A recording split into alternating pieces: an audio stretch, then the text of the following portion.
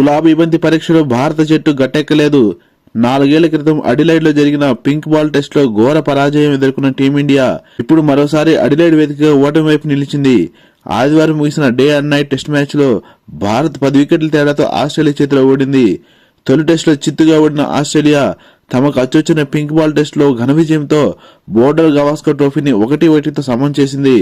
Over night score 5 వికెట్ల నష్టానికి 108 పరుగులతో మూడో రోజు 2 ఇన్నింగ్స్ ఆరంభించిన టీమిండియా 36.5 ఓవర్లలో 175 పరుగులకు ఆల్అౌట్ అయింది.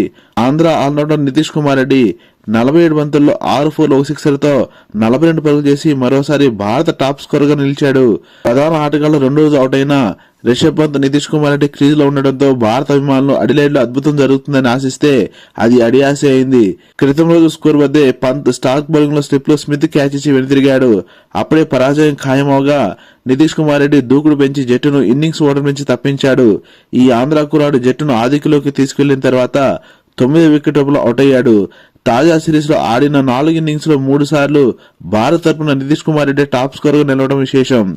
చేతిలో 5 వికెట్లతో మూడో రోజు 2 ఇన్నింగ్స్ ఆరంభించిన రోహిత్ బృందం క్రితం రోజు స్కోరుకు మరో 47 పరుగులు మాత్రమే జోడించగలిగింది.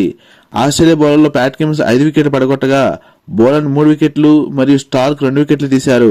అనంతరం 19 పరుగుల స్వల్ప లక్ష్యాన్ని ఆస్ట్రేలియా 3.2 ఓవర్లలో వికెట్ నష్టపోకుండా ఛేదించి విజయాన్ని అందుకుంది.